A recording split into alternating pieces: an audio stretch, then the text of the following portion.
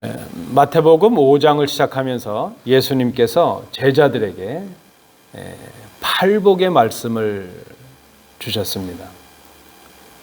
이 8가지 복에 관해서 말씀하시면서 천국의 삶이라고 하는 것이 무엇인지,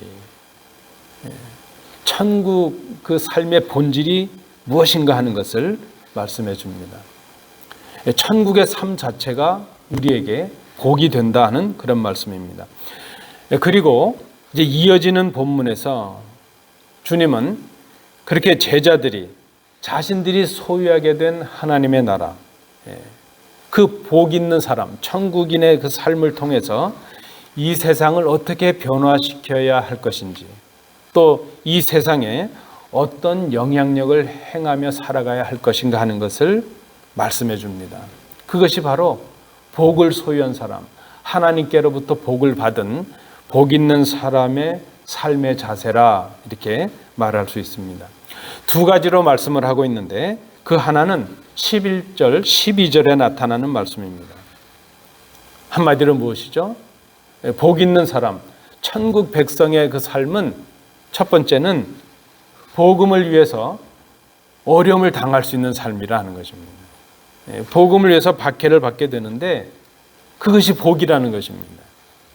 예수님 때문에 욕을 받고 악한 말을 들을 수도 있다. 우리 전에 많은 선지자들도 그렇게 하나님의 말씀을 전하다가 그렇게 박해를 받았다. 주님 말씀합니다. 사실 우리가 예수님을 믿고 그 믿음을 지키고 복음을 전하며 살아가는 것, 어려움을 당할 수가 있다는 것입니다. 뭐 잘못한 것 없는데 선하게 살고 의롭게 살았는데 복음을 지키며 살아가다 보면, 복음을 전하며 살아가다 보면 고난을 받을 수도 있고 박해를 받을 수도 있고 손해를 보기도 하고 때로는 양보를 해야 되기도 하고 이유 없이 오해도 받고 욕도 먹는다는 것입니다. 그런데 그런 일이 오히려 복이라 말씀을 합니다. 낙심하고 절망할 것이 아니라 오히려 기뻐하고 즐거워야 한다.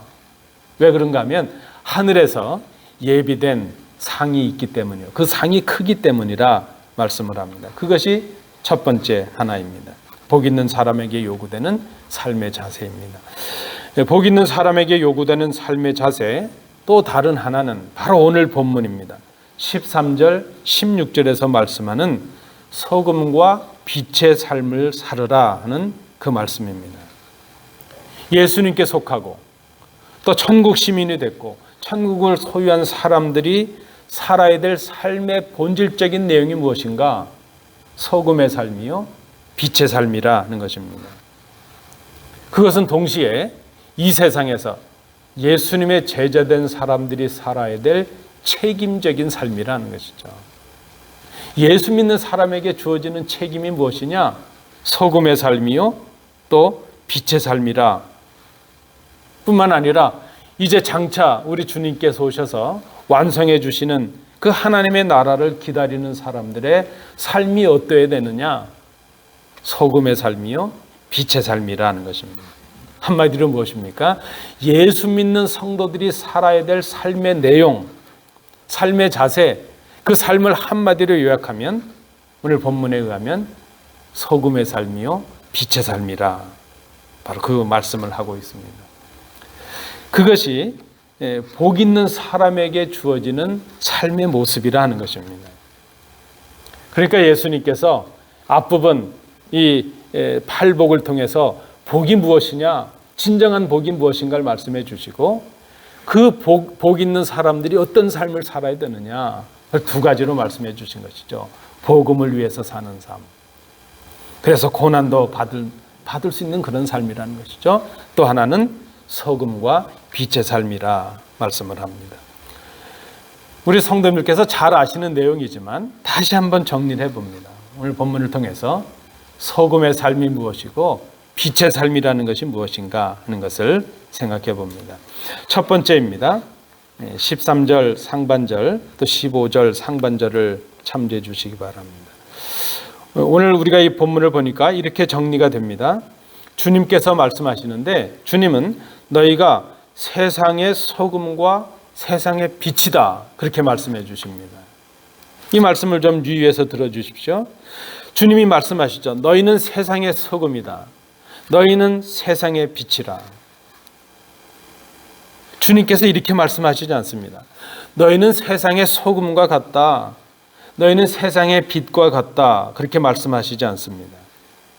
또는 너희는 세상의 빛이 되거라. 세상의 소금이 되거라. 그렇게 말씀하시지 않습니다. 이미 단정적으로 선포하십니다. 너희는 세상의 소금이다. 너희는 세상의 빛이다. 너희는 세상을 위한 소금이요. 너희는 세상을 위한 빛이다. 그렇게 말씀을 합니다. 예수님을 믿고 따르는 성도들이 제자이죠. 우리 믿는 성도들이 곧 제자입니다. 그들이 곧 제자인 우리가, 성도된 우리가 세상의 소금이며 세상의 빛이라는 것입니다. 열심히 노력해서 빛이 돼야지, 그게 아니고 이미 빛이라는 것입니다. 그 선언입니다. 예수님을 믿고 따르는 제자가 곧 천국 시민이요, 곧 복 있는 사람들인데, 복 있는 사람이 살아야 될 삶의 내용이 무엇인가? 그 의로운 삶이 무엇인가? 소금의 삶이요, 빛입니다. 우리가 예수님을 믿음으로 변화가 일어났는데 우리가 소금이 되었고 빛이 되었습니다. 우리가 세상을 위한 소금이요 빛이라 하는 이 말씀은 예수 그리스도를 믿음으로 변화된 우리의 존재를 가르쳐 줍니다. 이전 것은 지나갔으니 보라 새 것이 되었도다. 우리가 새 것이 되었습니다. 여러분, 전에 우리는 죄인이었습니다. 죄 없는 사람이 없었고 죄 아래에 거했습니다. 그 죄로 인해서 우리는 죽을 수밖에 없었습니다. 죄 아래 거한 우리의 행위는 우리가 근원이 죄이기 때문에 당연히 악한 것들 뿐이었습니다. 그런데 우리가 십자가에 달리신 예수를 구주로 믿게 되었습니다. 그 예수님의 대속의 능력으로, 보혈의 은혜로 우리의 모든 죄가 사함을 받았습니다. 그리스도의 대속으로 인해서 죄인인 우리가 의인이 되었고, 사탄의 노예였던 종이었던 우리가 하나님의 자녀가 되었고, 이 땅의 어둠의 시민이었던 우리가 하나님 나라 천국 시민들이 되었습니다. 새로운 것이 되었습니다. 존재가 변했습니다. 우리 신분이 바뀐 것입니다. 여러분, 존재가 변하면요, 삶의 내용과 삶의 목적도 바뀌는 것입니다. 전에 우리는 세상을 바라보며 살았는데 이제 우리는 세상을 보며 살지 않습니다. 왜 그런가요? 우리가 하나님 나라의 백성들이 되었기 때문입니다. 그래서 우리가 하나님의 말씀대로 살아갈 때에 그 하나님의 말씀을 행하는 착한 행실을 행할 수 있는 새로운 존재가 되었다는 것입니다. 전에 우리는 어둠에 거했고 우리가 하는 행위 자체가 악한 것들 뿐이었는데 이제 우리가 예수 그리스도의 은혜로 착한 행실을 행할 수 있는 하나님의 자녀들이 되었다는 것입니다. 여러분, 오해가 없으시기 바랍니다. 이 말씀을 읽으시면서 소금이 되어야지, 빛이 되어야지 그렇게 애쓰지 마십시오. 이 말씀대로 내가 세상을 위한 소금이 돼야지 그렇게 애쓰지 마십시오. 소금이 되려고, 빛이 되려고 애쓰지 마십시오. 이미 소금이 되었고 이미 빛이 되었다는 것입니다. 그래서 나를 위한 훈련, 나를 위한 수고를 넘어서서 세상을 향한 소금, 세상을 향한 빛의 사명을 감당해야 될 사람들이라는 것입니다. 그런 목적이 우리에게 주어졌다는 것입니다. 그런 사명이 우리에게 주어진 것입니다. 우리가 이 본문을 읽으면서 첫 번째로 기억해야 될 것 바로 그것입니다. 더 앞으로 시간을 두고 열심히 노력해서 더 믿음 생활 잘해서 소금이 돼야지, 빛이 돼야지, 그게 아니고 예수 그리스도의 능력으로 우리가 소금이 되었고 빛이 되었다. 그것이 제자의 삶이요 천국 시민의 복 있는 삶이라는 것을 오늘 주님께서 이 본문을 통해서 말씀해 주십니다. 두 번째로 우리가 본문을 통해서 또 깨닫는 것, 13절 하반절에서 16절 상반절의 말씀을 참조해 주시기 바랍니다. 아주 단순한 것인데요. 이렇게 정리를 해봅니다. 소금은 맛을 내야 하고 빛은 비추어져야 한다는 것입니다. 뭐 당연한 말씀 아니에요? 소금은 맛을 내야 하고 빛은 비추어져야 한다. 여러분, 우리가 소금이라면, 소금이 되었다면 맛을 내야 됩니다. 제가 좀 이렇게 기록을 찾아보니까요, 소금이 짠맛을 내면 이런 역할들을 할 수 있다고 합니다. 우선 가장 우리가 잘 아는 역할 중에 하나가 음식의 부패를 지연시키거나 막는 역할을 하죠. 균을 죽이는 그런 방부제 역할을 한다는 겁니다. 여러분, 그 치과 선생님들이 알려주시는데요, 칫솔을 정기적으로 소금물에 담가만 놔도 칫솔에 묻은 균들이 다 죽는다고 합니다. 그래서 치아 건강에 도움이 된다고 그래요.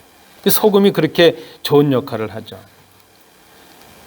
쉽게 상하기 쉬운 그 고기, 뭐 생선이나 고기에 소금을 좀 뿌려 놓으면 그 음식이 상당 기간 보관이 가능해진다는 건 아닙니까? 그래서 한국에서는 바닷가에서 잡은 그 생선, 특별히 고등어를 그 육지까지 가지고 오는데 중간에 오면서 소금을 친다는 거예요. 그 소금 치는 사람이 아주 손기술이 좋아야 된대요. 그 사람을 간제비라 그래요. 간제비. 바닷가에서 잡은 생선을 이제 니역가에 끌고 들어오면서 그 내륙으로 오면서 그냥 오면 상하니까 중간에 소금을 쳐서 오는데 그것이 이 내륙 지방에 들어오면 그 유명한 간고등어가 된다는 거 아닙니까? 소금이 바로 그 역할을 한다는 것이죠. 상당 기간 보관이 가능한다. 뿐만 아니라 말씀드린 대로 이 소금은요, 좋은 조미료의 역할을 한다는 것입니다. 고기에 밑간을 해놓지 않습니까? 우리가 시즈닝이라 그러잖아요. 시즈닝. 그 고기에 밑간을 해놓으면 이 짠맛이 그 고기의 그 본연의 음식의 맛과 섞여서 아주 그 맛을 한층 더하게 한다 그래요. 이 영어로는 잘 표현 못하는 게 한국의 표현이죠. 감칠맛이 나게 한다.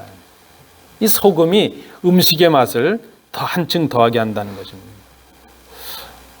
많은 기능이 있지만 제가 찾아본 기능 중에 아주 독특한 기능이 있는데 소금이 비료의 기능을 한답니다.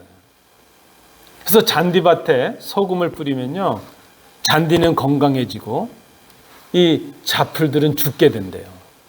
균도 죽고요. 그래서 이 소금이 비료의 역할을 하기도 한다. 식물의 성장을 돕고 나쁜 균들을 죽이는 그런 역할을 한다는 겁니다. 여러분, 운동장이나 테니스장에 소금을 뿌리는 거 아세요? 아이고, 그 아까운 소금을 왜 이렇게 운동장에 뿌려 그래요. 테니스장 같은 데 이 흙으로 된 데 관리하는 데 보면 정기적으로 소금을 뿌려서 관리를 합니다. 왜 그런가 하면 소금을 뿌리면 땅이 얼지 않아요. 어는 걸 막아주고 땅이 단단해져서 먼지가 일지 않는다는 겁니다. 그래서 운동장이나 테니스장에 소금을 뿌린다. 근데 이 모든 이거 말고도 뭐 소금의 역할이 얼마나 많겠어요. 좋은 기능들이 많은데 이 모든 것들이 언제 가능할까요? 소금이 짠맛을 낼 때 가능하다는 것입니다. 소금이 맛을 내는 것, 그것이 중요하다는 것이죠. 그렇다면 주님께서 이 말씀을 제자들에게 주시는 의미가 무엇일까요? 주님의 제자가 된 믿는 자들, 기독교인들, 우리 성도들은 세상에서 맛을 내야 된다는 것입니다. 이 맛없는 세상에서 맛을 내주는 역할을 해야 된다. 타락하고 어두워져 가고 부패하는 이 세상을 막는 방부제 역할을 해야 된다는 것이죠. 이 세상에서 하나님 나라의 맛, 정말 예수 믿는 맛을 드러내는 그런 믿음의 맛을 내는 믿음의 조미료가 될 수 있어야 된다는 것입니다. 뿐만 아니라 이 세상에서 하나님 나라의 역사, 하나님 나라의 사역, 그 천국을 성장하게 하는 비료의 역할도 할 수 있어야 된다는 것입니다. 뿐만 아니라 연약한 자들을 붙들어주고 단단하게 하는 그런 역할, 바로 이 소금의 역할을 우리 성도들이 해야 된다는 것입니다. 두 번째는 빛입니다. 여러분, 우리가 빛이라면 비추어야 합니다. 빛을 비추어야 합니다. 빛을 비추면 어둠이 물러갑니다. 성경에 보면 빛과 어둠, 특별히 요한복음 같은 데 보면 이것을 아주 이분적으로 상징적으로 나누고 있는 것을 봅니다. 선과 악, 하나님과 악한 영, 믿는 자와 불신, 하나님 나라와 세상, 이렇게 나뉘죠. 그러니까 이 어둠의 세상에 빛이 비치게 되면 악이 물러가고 선이 임하게 됩니다. 우리 주님께서 요한복음 8장 12절 이하에서 말씀하십니다.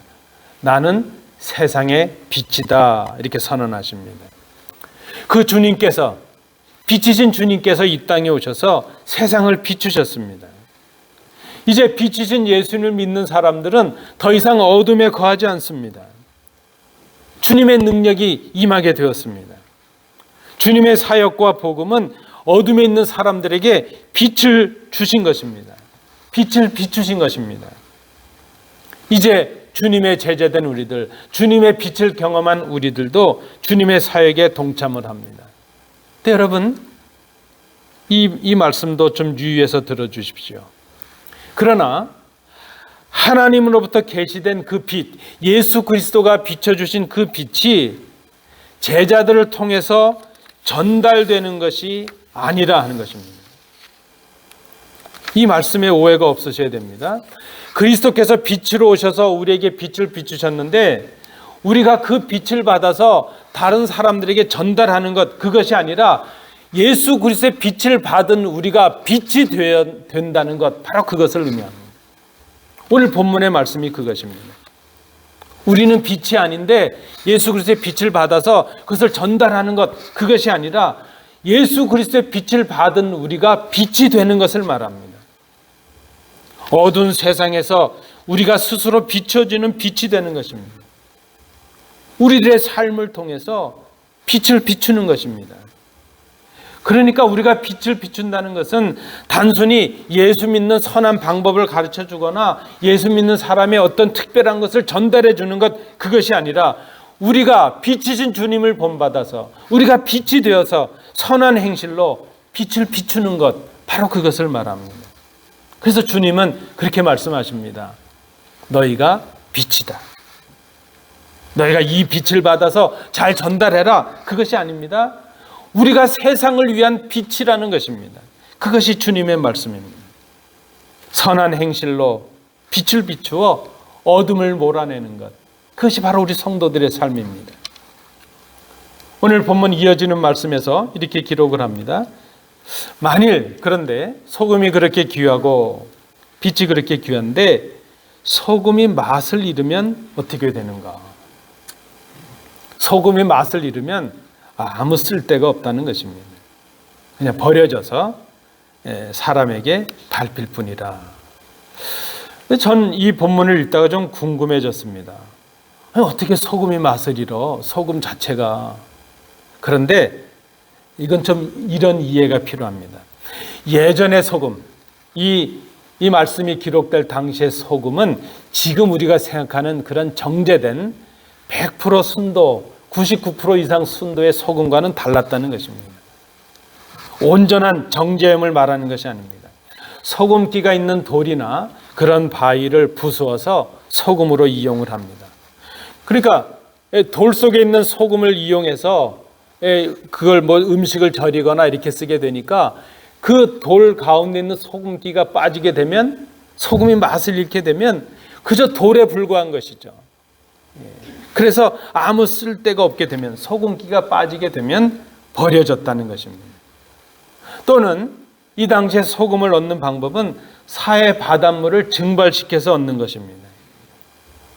지금 우리가 천일염을 얻는 것 같은 그런 방법이죠. 그런데 불순물이 많이 섞이죠. 뭐 다른 미네랄도 이런 광물질도 많이 있지만 불순물이 많이 섞인 것이 나올 수가 있다는 것이죠.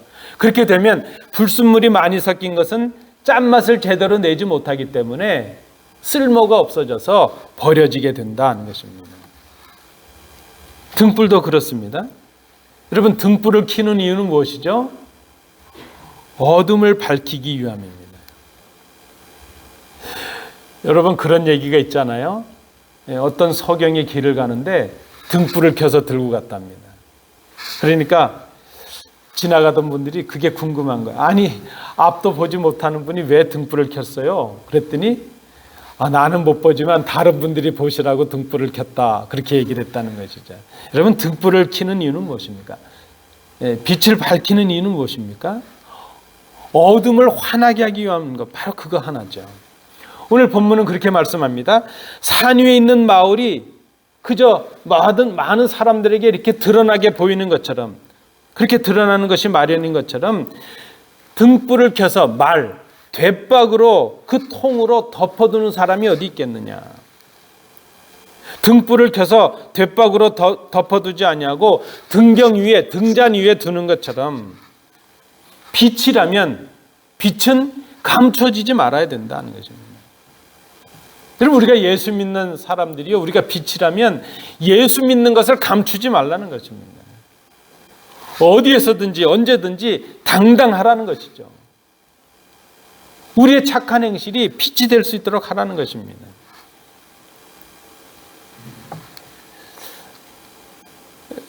전에 그런 분이 있었어요.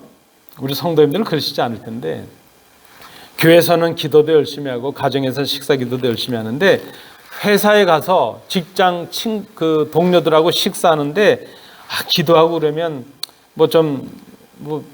그렇게 좀 아직 믿음이 약하니까 좀 뭐라 그럴 것도 같고, 예수 믿으면서 뭐 그렇게 사냐 막 그렇게 좀 그런 얘기를 들을 것 같고 좀 두려움이 생겨서 식사 때 기도는 해야 되겠는데 안 할 수는 없고 할래니 좀 그렇고, 그래서 그랬다는 것이죠. 괜히 냅킨을 하나 떨어뜨리고 그거 주스면서 기도하고 올라오고, 뭐 스푼을 하나 떨어뜨리고 그렇게 했다는 겁니다. 여러분 어떠세요? 우리가 믿지 않는 사람들 앞에서 예수 믿는다는 것을 당당하게 표현하고 계신가요? 소금이 맛을 내고 등불이 빛을 비추는 것, 그것은 자신의 본연의 역할을 충실히 감당하는 것을 말합니다. 주님께서 우리가 소금이다, 우리가 빛이다 말씀하셨다면 우리는 이 세상에서 소금의 맛을 내야 하고 등불처럼 빛을 비출 수 있어야 됩니다. 오늘 본문은 그것을 우리가 몸으로 보여야 할 착한 행실이라 그렇게 말씀을 합니다. 이 착한 행실이라 하는 이 말, 착하다는 이 말은 하나님 보시기에 잘한다, 인정받을 만한 것, 바로 그것입니다. 하나님께서 보실 때 기뻐하실 만한 것, 바로 그것입니다. 그것이 아름다운 것이라 그렇게 말합니다. 천국 백성의 삶이요, 하나님의 말씀을 몸으로 실천하는 바로 그 삶입니다. 주님께서 말씀하신 주님을 따르는 제자의 삶이라 말할 수 있습니다. 그것은 나를 행복하게 할 뿐만이 아니라 많은 사람들을 복되게 하는 것입니다. 그것이 우리를 구원하신 하나님, 우리를 부르신 그 하나님의 목적과 사명을 감당하는 것이 됩니다. 여러분, 우리 믿는 사람들은 다 제자입니다. 지도자들만 제자가 아닙니다. 우리 믿는 성도, 우리가 예수를 구주로 고백하고 믿을 때 우리는 다 예수 그리스도의 제자가 되었습니다. 제자는 그 제자된 본질의 삶을 잃어버리지 말아야 됩니다. 그것이 예수를 믿는 복 있는 삶이라, 복 있는 사람의 삶이라 오늘 본문에서 주님께서 말씀해 주십니다. 마지막 세 번째입니다. 16절 하반절을 참조해 주십시오. 오늘 이 말씀을 보니까 소금과 빛의 삶, 소금의 삶, 이 빛의 삶이라고 하는 것은 결국 모든 사람으로 하여금 하나님께 영광을 돌리게 하는 삶이라는 것입니다. 오늘 본문에 보니까 소금의 삶, 빛의 삶은 결국 착한 행실을 보여주는 것이라 그랬습니다. 그 착한 행실은 하나님께서 기뻐하시는 삶이요, 하나님의 말씀을 이루는 삶이라 말씀을 드렸습니다. 그런데 우리가 유의해야 될 것이 있습니다. 그 사역은 교회 안에서만이 아니라, 우리 믿는 자 안에서만이 아니라 세상에서라는 것을 말씀하고 있습니다. 너희는 세상의 소금이요, 너희는 세상의 빛이다. 믿는 우리 안에서만 행할 것이 아니라 믿지 않는 사람들에게까지 행해야 하는 것, 바로 그것을 말씀합니다. 교회에서만 소금의 역할을 하는 것이 아니라, 교회에서만 빛의 역할을 하는 것이 아니라, 믿지 않는 사람들 앞에서 소금의 역할을 하고 빛의 삶을 살아가는 것을 말합니다. 많은 사람들에게 우리의 착한 행실을 보여주는 것, 그래서 그들이 그 착한 행실을 보고 하늘에 계신 아버지를 보게 하고 하나님, 하늘에 계신 아버지께 영광을 돌리는 사람들이 되게 하는 일, 그것이 바로 착한 일이라는 것입니다. 소금은 부패를 막고 맛을 내기 위해 필요하고, 빛은 어둠을 밝히기 위해서 필요합니다. 그리스도인 된 우리들, 제자 된 우리가 이 땅의 사람들에게 드러내야 할 맛이 무엇일까? 그리스도의 맛입니다. 그리스도인의 맛, 신앙인의 맛. 그것은 죄악을 물리치게 하는 것이고 복음으로 살아가게 하는 삶, 바로 그것입니다.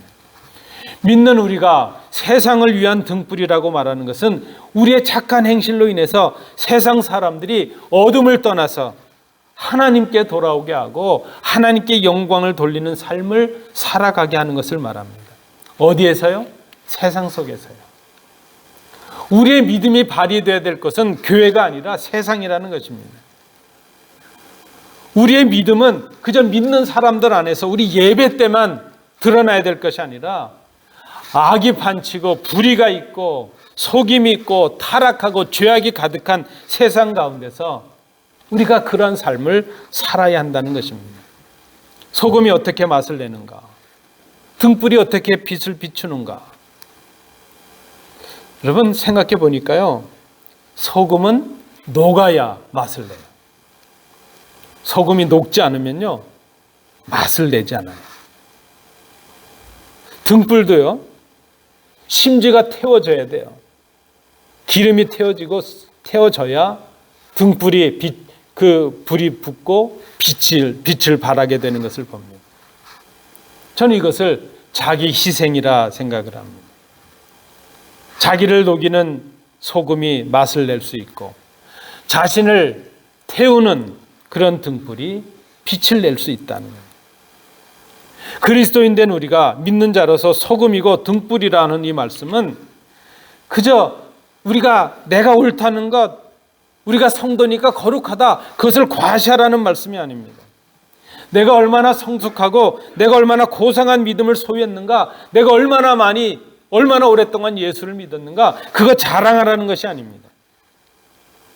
세상에서 그리스도께서 우리를 위해 십자가에 죽으셨던 것처럼 하나님의 영광을 위하여, 하나님의 의를 위하여, 그들이 하나님의 자녀가 되는 그 일을 위하여 우리의 자신을 희생하라는 바로 그 말씀입니다. 내가 너희를 위하여 십자가에서 창과 못에 찔리는 그 고통을 통해서 피를 쏟고 물을 쏟고 너희를 위해 죽었던 것처럼 너희가 이 세상을 향하여 녹아지는 소금이 되고 태워지는 등불이다.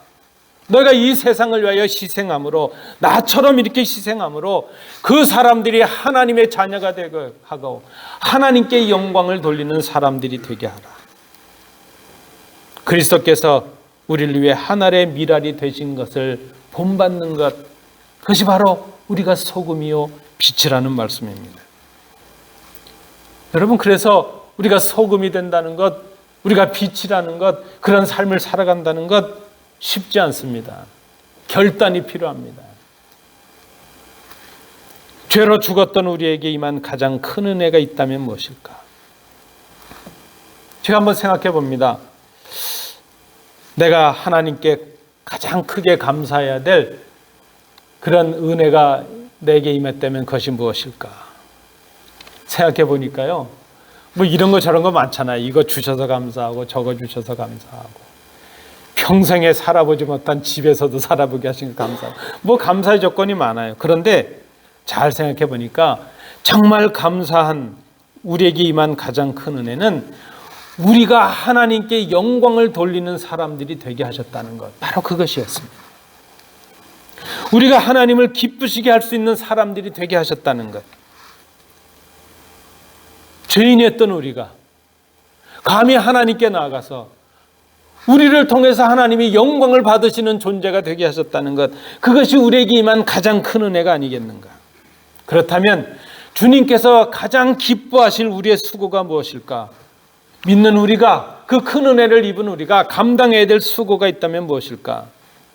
이미 우리가 누리고 있는 이 은혜, 이미 우리가 누리고 있는 이 천국의 삶을 이제 우리의 착한 행실로 사람들에게 보여주는 것입니다.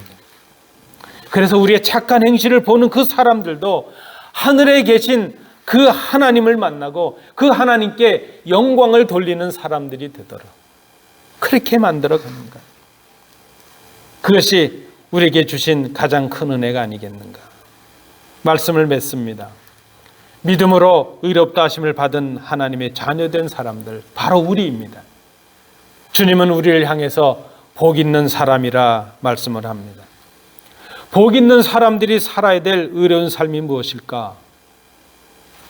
세상을 위해서 자신을 십자가에서 찢기시고 상하게 하셔서 죽으신 그리스도를 본받는 삶이라 말할 수 있습니다. 그것은 하나님의 영광을 위하여 세상을 위해서 스스로를 녹이고 스스로를 태우는 소금의 삶이요 빛의 삶입니다. 그것이 바로 주님께서 우리에게 말씀하신 대로 자신을 부인하고 자기 십자가를 지고 주님을 따르는 일이 될 것입니다. 그것이 바로 주님께서 우리에게 요구하시는 섬김의 삶이요 헌신의 삶인 것을 생각합니다. 그것이 우리가 몸으로 드리는 산제사인 것을 기억합니다. 그런 삶이 세상의 불의함과 맞서는 맛을 낼 수 있고 어두워져가는 이 세상에 빛을 비추는 그런 참 그리스도인의 삶을 살게 되는 것입니다. 오늘 주님께서 우리에게 말씀해 주십니다. 너희는 세상의 소금이다. 너희는 세상의 빛이다. 이 말씀 앞에서 우리 스스로를 한번 돌아볼 수 있기를 원합니다. 우리는 지금 맛을 내고 있는 소금인가? 맛을 잃고 버려져 밟히는 소금이 되었는가?